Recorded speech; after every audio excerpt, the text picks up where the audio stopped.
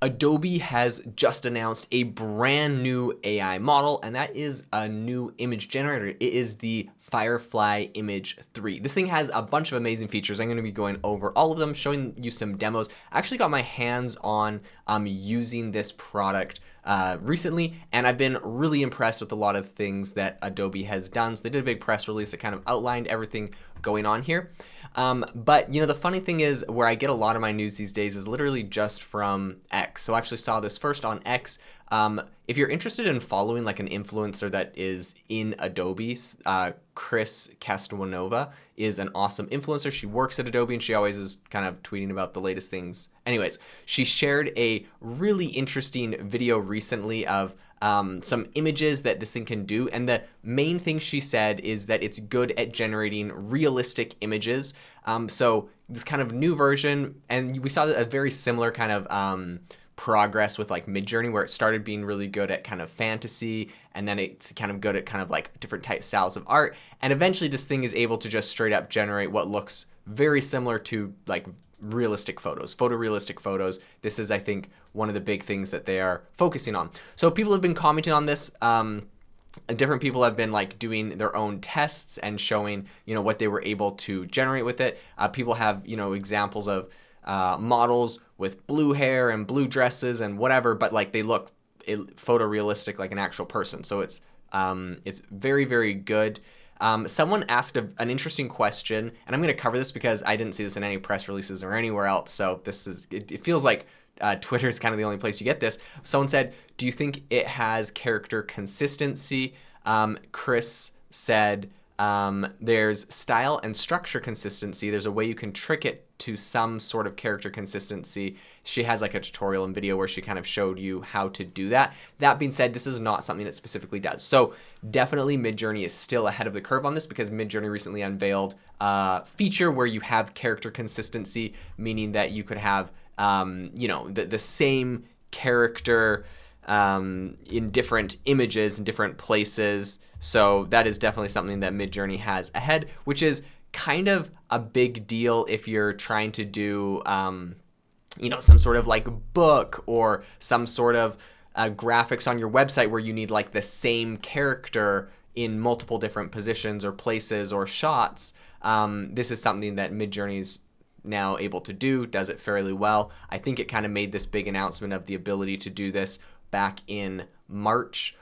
So Midjourney's been doing this for a minute. It seems like Adobe's sort of catching up on a lot of regards, but it doesn't seem like this one is something they've specifically caught up with quite yet. So hopefully this is something they're going to be able to do. One thing that I wanted to say is there was an interesting blog about this whole thing on Tom's Guide, and Ryan Morrison published an article on this. Just one thing I thought was interesting. He says, Adobe says the work on Firefly 3 was focused on speeding up ideation, allowing designers to go from an idea to a fully fledged image in as little time and with as little friction as possible. I think they've achieved it. Unlike Midjourney, where you have to learn multiple parameters and how to implement them, Firefly has a series of well-defined and clear menu options. Now, this is something true. I've tested this out, and I'll show you some demos, but they do have a lot more menu options, right? So think drop-downs where it's like, what style do you want? Is it ultra-realistic, right? So they kind of have those, which feels a little bit, it feels like there's less learning how to be less hardcore, really good prompt engineer.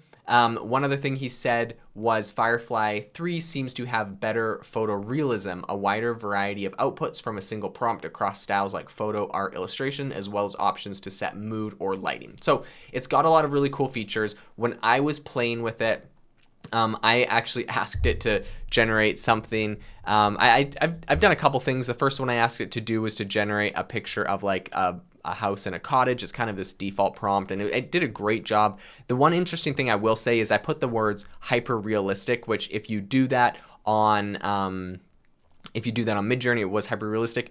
The image it originally generated for me was not. And then again, I kind of changed it and asked for like a castle. I said a wooden castle, and said for it to be hyper realistic, said for there to be statues. It actually generated it looks like a photograph. Is it perfect? I would say probably not, but like, it actually looks pretty dang good. There's a person in the background, there's statues, there's like mountains. There's a castle with like a bunch of wooden elements to the castle, which is what I asked for, so I thought it was kind of cool. And of course, it does, like a lot of these image generators, it generated 4 variations. And I will say, some of them were better than others. Some of them, the windows were like filled in with bricks, and others looked a little bit more realistic. So yeah, you kind of get what you pay for. But I think as far as this goes, similar to Midjourney, you're going to be able to generate a couple. Now, one other thing that I will say, you have the ability to change the aspect ratio if you want it to generate squares, or if you want it to generate like portrait, widescreen, landscape. That's really nice. I don't see that on all of them. Content type, you can get it to do a photo or more an artistic style, and you can kind of toggle that on and off, so you can see what you want it to do. So yeah, there's a bunch of really interesting things. I wanted to go over some of the very specific features that they've actually unveiled. So one of the big ones is called reference image. So with reference image, you're actually able to upload an image and get it to generate something similar based off of your prompt. So here's a quote from Ellie Greenfield, who's the Chief Technology Officer for Digital Media over at Adobe. And Ellie said, "Prompting is a pain in the butt. Why spend an hour trying to craft a 3-paragraph prompt if you have an image that you've created that's exactly the thing you want to reference?" That saying, "A picture's worth 1,000 words," applies here, right? So you're actually going to be able to be like, I have this great picture of a castle. Now I want it to generate me a picture of a castle, but to change this, the element, or that element, you can literally use your own images instead of a prompt, which I think is amazing, because I do this exact same thing with ChatGPT. For example, it's like I want it to write me a specific type of tweet or a specific paragraph in my article. I don't want to think of like how to, like what my style of writing is to get it to help me clone that. I just want to say like, write it like me. So what I always do is I just take an entire article and plug it into my prompt, and I'm like, hey, write me a paragraph about X, Y, and Z. Do it in the style of in my previous writing style. Here's a excerpt that I've previously written. It just reads that, and then boom, it'll output something that's similar to how I've written in the past. This is amazing. Wasn't really possible to do this with images, so Adobe is making it possible. Now, there's a lot of people that are kind of concerned about it for a couple different reasons. So I want to read a paragraph from an article by The Verge that kind of discusses this. They say, users are expected to have the rights to use images they want to reference. Greenfield told The Verge that a message will flag this ownership requirement when the tool is first used, and that the company is working on a universal do not train tag for Adobe's content authenticity initiative that is also going to block images from being used as reference. So images uploaded as reference materials won't be used to train Firefly. Okay, first off, I think that's great. It would be super annoying if you're like uploading a picture and to do something, and then like everything you upload is just getting sucked into their giant data set. I don't think people want that, especially corporations. So that is, I think, a good thing. They also said, quote, "Despite the ownership responsibility being placed on users, Adobe says this new referencing tool is still, quote, safe for commercial use. One of the most notable advantages that Adobe claims Firefly has over rival generative AI models." So they're saying this is still good for commercial use. Everything is trained with their data set. Adobe's been really big on this. And so I think this is going to be interesting. All this is getting baked into Photoshop, which is, again, really exciting.